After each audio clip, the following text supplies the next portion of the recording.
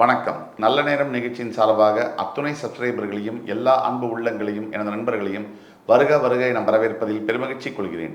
வக்ரதுண்ட மகாகாய சூரியகோடி சமப்பிரபக அவிக்னம் குருமே தேவ சர்வகாரியேஷு சர்வதா.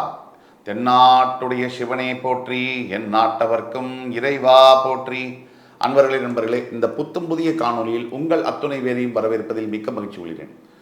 இப்போ தமிழ் புத்தாண்டு பலன்கள், அதாவது பராபவ பலன்கள் சற்று தாமதமாக உங்களை சேர்ந்தடையும் என்றாலும் கூட இதை மிஸ் பண்ணிடக்கூடாது. இன்னும் ஒரு வருஷத்துக்கு இருக்குது தமிழ் புத்தாண்டு. இந்த பராபவ ஆண்டில் 12 ராசிகளுக்கான பலாபலன்கள் என்ன, அதை பற்றின சிறப்பு தொகுப்பு தான் இன்றைக்கு தொடக்கம். இன்றைய நிகழ்ச்சியில் மேஷராசியை பற்றி, தமிழ் புத்தாண்டு பலன்கள், பராபவ ஆண்டுடைய பலன்களை பற்றி விரிவாக பார்ப்போம். மேஷராசிக்காரர்களுக்கு இந்த பராபவ ஆண்டு என்பது 7.5 சனி காலகட்டத்தில் வந்தாலுமே இது சரியான சாதாரணமான ஒரு நிகழ்வு இல்லை.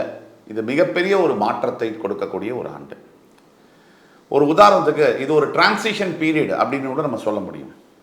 அதாவது குரு பயிற்சி வேற ஜூன் 2ஆம் தேதி சரியாக குரு பயிற்சி வரவிருக்கிறது.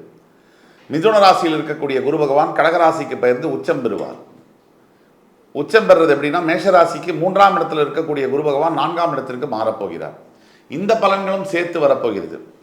இந்த மேஷராசி நண்பர்களுக்கு இந்த பலன்கள் எப்படி இருக்கும் அப்படின்னு நம்ம பார்த்தோம்னா, இது ஒரு மேஜர் ஒரு பிளானட்டரி ஷிஃப்ட். இது அதாவது 12ஆம் பாவத்தில் சனி வந்தடைந்து விட்டார். மார்ச் 6ஆம் தேதியே வந்தடைந்துட்டார். அது அப்புறம் சனி சூரியன் செவ்வாய் புதன் இணைவு இந்த ஆண்டு தொடக்கத்திலேயே அவங்களுக்கு ஆரம்பிக்குது. இதெல்லாம் பார்த்தீங்கன்னா மேஷராசிக்கு என்ன மாதிரியான பலன்களை கொடுக்க போகுது. மேஷராசிக்கு பொதுவாக சனி பகவானுடைய பயிற்சியின் காரணமாக, 7.5 சனி விரய சனியின் காரணமாக சற்று மன அழுத்தம் என்பது இருந்துகிட்டே தான் இருக்குது. அதில் ஒன்றும் குழப்பங்கள் இல்லை. மன டிப்ரெஷன், எமோஷனல் டிப்ரெஷன் என்பது இருந்துகிட்டே தான் இருக்குது. இதனால் எந்த ஒரு வேலையும் கவனமாக ஒரு ஃபோக்கஸ் பண்ணி எப்போவுமே உங்களால் செய்ய முடிஞ்ச நேரத்தில், இந்த நேரத்தில் இந்த ஃபோக்கஸை உங்களால் பண்ண முடியாமல் கொஞ்சம் அவஸ்தைகள் இருக்கும், கொஞ்சம் தடுமாற்றங்கள் இருக்கும். இது நார்மலாக, இதை பற்றி பயப்பட வேணாம். இந்த தடுமாற்றங்கள் இருக்கே, இப்படி இருக்கேன்னு சொல்லி பயப்பட வேண்டாம். இது நார்மல் தான். சரியாக ஏப்ரல் 11ஆம் தேதி என்று நடந்து முடிந்த ஏப்ரல் 11ஆம் தேதி சூரியனும் புதனும் சேர்ந்து தொடங்குறாங்க. இதனால் கொஞ்சம் நீங்கள் எடுக்கக்கூடிய விஷயங்களில் சில உங்களுடைய ஏற்கனவே இருக்கக்கூடிய புத்தி கூர்மையை யூஸ் பண்ணி தான் எடுப்பீங்க டிசிஷன்ஸு. இருந்தாலும் அதில் தப்பு வரக்கூடிய காரணங்கள் இருக்குது, வெளியிலேருந்து வரக்கூடிய பிரச்சனைகள் இருக்குது. நீங்கள் என்னதான் சரியான முடிவை லைஃப்பில் எடுத்தாலும் வெளியிலேருந்து, வெளிப்புறத்துலேருந்து உங்களை சுற்றி இருக்கக்கூடியவர்கள் உங்கள் மனசை குழப்பிக்கிட்டே இருப்பாங்க. இங்கே தான் நீங்கள் கவனமாக இருக்கணும். கொஞ்சம் கன்ஃபியூஸ் ஆகாமல் தைரியமாக, திடகாத்திரமாக, மன நிம்மதியோட, அழுத்தத்தோடு இருக்கணும். இதுதான் ரொம்ப முக்கியம். மனசில் எந்தவித தேவையில்லாத எண்ணங்களை நீங்கள் உள்ளே புகுத்தாமல் காப்பாற்றிக்கிறது உங்களுடைய வேலை. எப்போவுமே இந்த 7.5 சனி காலகட்டத்தில் பார்த்தீங்கன்னா கொஞ்சம் மனசு அப்படியே லோவாக எனர்ஜி ஃபீல் ஆகிற மாதிரி இருக்கும். இது இயல்பு. சில சமயங்களில் நம்ம எப்போவுமே இயல்பாக இருக்கக்கூடிய விஷயங்கள் கொஞ்சம் விலகி மாறினாலும் கூட நமக்கு ஒரு பயம் வரும். அந்த பயமெல்லாம் உங்களுக்கு இப்போ தேவையில்லை. என்னதான் இப்போ உங்களுக்கு பின்தங்கிய நிலைமையில் சில தோல்விகளை சந்தித்தாலும் கூட, என்னதான் நீங்கள் சில விஷயங்களில் இல்லை நம்ம ஈஸியாக ஒரு விஷயத்தை செய்ய முடியும், ஜெயிக்க முடியும், அங்கே கூட நமக்கு ஃபெயிலியர் ஏற்படுது அப்படிங்கிற எண்ணங்கள் இருந்தாலும் உங்களால் ஜெயிக்க முடியும். அல்டிமேட்டாக ரிசல்ட்டு உங்களுக்கு ஃபேவரபுளாக தான் இருக்கும். இதில் உங்களுக்கு சந்தேகம் தேவையில்லை. அப்புறம் சனியும் செவ்வாயும் கூடக்கூடிய காலகட்டங்கள் ஏப்ரல் மாதத்தில் இருக்குது. அந்த காலகட்டங்களில் ரொம்ப கவனமாகவும் இருக்கணும். எப்படின்னா, இப்போது எல்லாரோட நம்மளோட வாழ்க்கையிலையும் நல்ல நேரமும் உண்டு, கெட்ட நேரமும் உண்டு. நல்ல நேரமும் உண்டு, கெட்ட நேரமும் உண்டு. இது கலந்தது தான் வாழ்க்கை. இந்த மாதிரி நேரங்களில் நம்ம சம்பந்தப்படாத விஷயங்களில் நம்மளை உள்ளே இழுத்து போடுறதும், நம்ம சம்பந்தப்படாத விஷயங்களில் ஆர்கியூமெண்ட்ஸு, வம்பு வழக்கை நம்ம வாதாடுறதை கிளப்பி விட்டு அது மூலிமா புது பிரச்சனை, இப்போ ஏற்கனவே இருக்கக்கூடிய பிரச்சனைகள் பழசு இருக்குது, ஆனால் புதுசாக ஒரு பிரச்சனையை கிளப்பி அந்த பிரச்சனையை பெருசாக்கி இருக்கிற பிரச்சனை ஒன்றுமே இல்லைங்கிற அளவுக்கு கொண்டு விட்டுருச்சு. இது சனியுடைய காரகத்துவம். இது அப்போ நம்ம தான் ஜாக்கிரதையாக இருக்கணும். தேவையில்லாத வம்பு வழக்குகளில் ஈடுபட கூடவே கூடாது. இப்போ என்ன நம்ம பார்த்துக்கணும் அப்படின்னா, மேஷராசிக்காரங்களுக்கு ஏற்கனவே கொஞ்சம் கோபம் மேஷராசிக்காரங்களுக்கு சில பேர்களுக்கு அதிகமாக வரும். தவிர அந்த ஃப்ரஸ்ட்ரேஷன், அதாவது ஒரு வெறுப்புத்தன்மை இருக்கும்.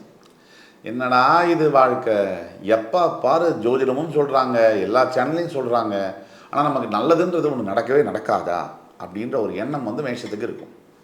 அப்படி எதுவுமே இல்லை. 12 ராசிக்காரர்களுக்குமே அந்த எண்ணம் இருக்குது. ஆனாலுமே சரியான காலங்கள் வரும்போது தான் நம்முடைய வாழ்க்கையில் திருப்பங்களும் நடக்கும். ஸோ நமக்கு டைம் வரணும்னா நம்ம வெயிட் பண்ணணும். இப்போது நமக்கு சரியாக பார்த்தீங்கன்னு சொன்னால் கும்பத்தில் ராகு, அதாவது 11ஆம் வீட்டில் ராகு, 12ல் சனி, 3ல் குரு, 5ல் கேது. இந்த கிரகங்கள் தான் ரொம்ப முக்கியமான கிரகங்கள். 5ல் கேது இருக்கும் போதே பல பிரச்சனைகள் வரும். இந்த மாதிரி காலகட்டங்களில் வேலை செய்கிற இடத்துல எப்படி தெரியுமா இருக்கும்? சாதாரணமாகவே எந்த ஒரு மேனேஜருக்குமே தான் கீழே ஒர்க் பண்ணுறவங்கள கொஞ்சம் கீழே வச்சுக்கணும் அப்படிங்கிற எண்ணம் இருக்கும். அது ஹியூமனிட்டி, கண்ட்ரோல் இருக்கணும்னு நினச்சி பண்ணுவாங்க. நாம் எப்படின்னா நல்லபடியாக சொன்னால் நம்ம கேட்டுப்போம்.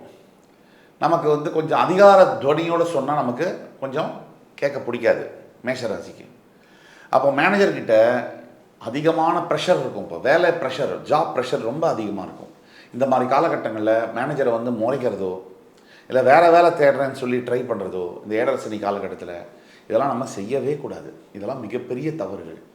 அப்படி செய்ய போனால் இருக்கிற வரைக்கும் பிரச்சனை, புதுசாக வந்த வேலையும் நிரந்தரம் இல்லை, ட்ராப் ஆகிடுவோம், மாட்டிக்கிற சூழ்நிலை வரும்.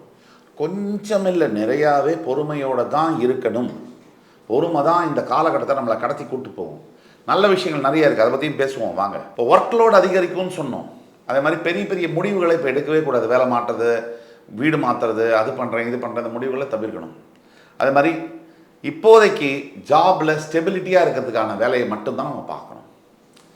சரி, ஃபினான்ஷியல் சுச்சுவேஷன் எப்படி இருக்குன்னா இதுதான் நல்ல விஷயம். இப்போ ஃபினான்ஷியலாக எவ்வளோ பிரச்சனைகள் இருந்தாலும் கூட ஒரு விதமான ஸ்திரத்தன்மை இருக்கும். இது சுக்கிரனுடைய பலத்தினால உங்களுக்கு இது கிடைக்கும்.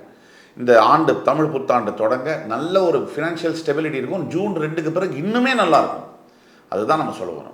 இந்த ஏப்ரல் மே இந்த 2 மாதம் மட்டும் நீங்கள் பொறுத்துக்கணும். 20ஆம் தேதி ஏப்ரலுக்கு மேலே உங்களுடைய லிக்விடிட்டி, இந்த பணப்புழக்கம், பண வரவில் மிகப்பெரிய மாற்றங்கள் இருக்கும். இதனால் குறித்து வச்சுக்கோங்க. அதே மாதிரி இன்னொரு நல்ல விஷயங்கள் என்னென்னா ஃபேமிலி லைஃப்பில் சில பிரச்சனைகள் இருந்தாலும் கொஞ்சம் ஸ்டேபிளாக தான் போகும். கணவன் மனைவிக்குள்ளே கொஞ்சம் விட்டு கொடுத்து போகணும், ஸ்டேபிளாக தான் போகும். இப்போ பெரிய பிரச்சனைகள்லாம் வராது. அந்த தைரியத்தோடு நீங்கள் இருக்கலாம். அதே மாதிரி காதல் சம்பந்தப்பட்ட விஷயங்கள் மேஷராசி என்பவர்களுக்கு இந்த நேர காலகட்டங்களில் நல்லாவே தான் போகுது. ஏன்னா ஏழரை சனி காலகட்டத்திலாம் காதல் வந்து சனி பகவான் ஊக்குவிப்பார். அப்போ தான் பிரச்சனையை அதிகப்படுத்த முடியும். அதனால தான் இப்போ மேரேஜ் சம்மந்தப்பட்ட விஷயத்தில் கல்யாணத்தில் டிலே வந்து நடக்கும். இது நார்மல். இதை வந்து பெருசாக பிரச்சனையாக நடத்துக்க வேணாம். இது டிலே வந்து நார்மல். அவசரம் இப்போ வேணாம். ஏழரை சனி காலகட்டத்தில் கல்யாணம் பண்ணணுங்கிற அவசரம் வந்து தயவு செய்து அவாய்ட் பண்ணுங்கள். படிக்கக்கூடிய மாணவ மாணவியர்கள், ஸ்டூடெண்ட்ஸ், மேஷராசி என்பவர்களுக்கு இது ஒரு டெஸ்டிங் பீரியட். இது மனசை டைவர்ட் பண்ணுறது, தேவையில்லாத நட்பு கொண்டு வருது, தேவையில்லாத பழக்கங்களை ஏற்படுத்துறது, இதெல்லாம் நடக்கக்கூடிய காலகட்டங்கள். இந்த காலகட்டங்களில் தான் நீங்கள் ரொம்ப ஃபோக்கஸ்டாக படிக்கணும். நல்லா கவனிச்சுக்குங்க. இந்த நேரம், இந்த 10th 12th இந்த 11th இதெல்லாம் திருப்பி வராது. இப்போ படிப்பை விட்டுட்டிங்கன்னா அடுத்த 40 வருஷ வாழ்க்கைக்கு உங்களால் பதில் சொல்ல முடியாது. இப்போ மட்டும் நீங்கள் ஃபோக்கஸ் பண்ணி படித்தீங்கன்னா உங்களோட அடுத்த 40 வருஷ வாழ்க்கை ரொம்ப நல்லாயிருக்கும். இந்த பெண்கள், குறிப்பாக மேஷராசியில் இருக்கக்கூடிய பெண்களுக்கான பலன்கள். ஹவுஸ் ஒய்ஃபு, வேலை செய்யக்கூடிய பெண்களுக்கு வேலை பலு அதிகமாக இருக்கும், ஸ்ட்ரெஸ் அதிகமாக இருக்கும், இதெல்லாம் இருக்கும். நாம் தான் வந்து கண்டினியூஸாக வந்து கேர்ஃபுல்லாக ஹெல்த்தை பார்த்துக்கணும். அதே மாதிரி வந்து வேலை மாற்றங்கள், இடமாற்றங்கள் அதிகமாக இருக்கும். இதெல்லாம் இருக்கும். பெரிய முடிவுகளை எதையுமே எடுக்காதீங்க. இப்போது பெரிய முடிவுகளை எதையுமே எடுக்காதீங்க. பெண்கள் வந்து பொறுமையாக இருந்து அப்சர்வ் பண்ணுங்கள். இப்போ உங்களை சுற்றி என்ன நடக்குது இதை மட்டும் நல்லா கவனிங்க. ஒரு முடிவெடுக்கக்கூடிய காலம் வரும், அப்போ சொல்கிறோம், அப்போ நீங்கள் முடிவெடுங்க. அதே மாதிரி உங்களுடைய 12ஆம் வீட்டில் பல கிரகங்கள் இருக்கிறதுனால வந்து தூக்கத்துலேயும் ஹெல்த்லேயும் சில பிரச்சனைகள் வரும். தூக்கம் கெடலாம். நீங்கள் பர்டிகுலராக அந்த சவுண்டு தெரப்பின்னு சொல்கிறோம், அந்த மாதிரியான மியூசிக்கை போட்டு தூங்குறது நல்லது. ஒட்டுமொத்த மேஷராசி என்பவர்களுக்கும் எம்மாதிரியான திருப்பங்கள்னா ஏப்ரல் 20க்கு அப்புறம் கொஞ்சம் நல்லாயிருக்கும். மே 22க்கு பிறகு ரொம்ப நல்லா இருக்க போகுது. ஜூன் 2க்கு பிறகு பழையபடி உங்களுடைய வாழ்க்கையில் மாற்றங்கள் வரப்போகுது. ஆனால் உங்களுடைய சுய ஜாதகம்னு ஒன்று இருக்குது. இப்போ நான் சொல்லக்கூடிய பலன்கள் 60% பொருந்தும். உங்களோட பிறப்பு ஜாதகத்தில் இருக்கக்கூடிய நிலைமையை நம்ம பார்க்கணும். அதுக்கு உங்களுக்கு ஆயிரக்கணக்கான கேள்விகள் மனசில் இருக்கலாம். அந்த கேள்விகளுக்கு எல்லா கேள்விகளுக்கான பதில் வந்து தர முடியும் என்னால்.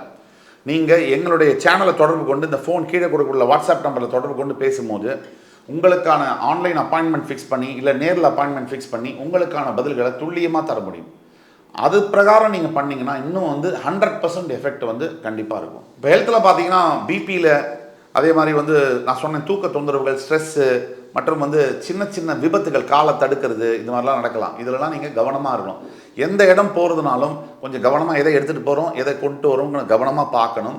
நிதானத்தோடு செயல்படுங்க. மேஷராசி அன்பர்களே, உங்களுக்கு பிறகு உங்கள்கிட்ட பெக் பண்ணி ப்ளீடு பண்ணி கேட்குறது, நிதானத்தோடு செயல்படுங்க.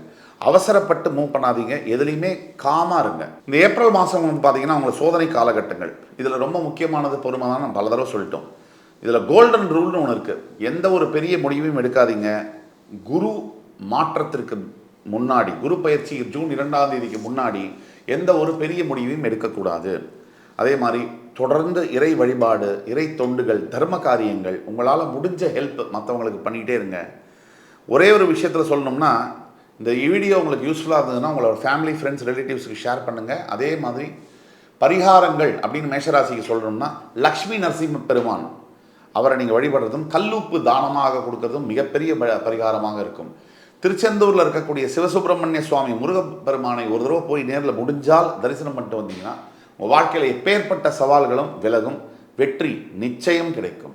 மேஷராசி என்பர்களே, இந்த வீடியோ கண்டிப்பாக உங்களுக்கு பிடிச்சிருக்கும். அடுத்து வரும் காணொலியில் மறுபடியும் உங்களை எல்லோரையும் சந்திக்கும் வரை உங்களிடமிருந்து விடைபெறுவது உங்கள் சுபாஷ் பாலகிருஷ்ணன். நன்றி, வணக்கம், வாழ்க வளமுடன்.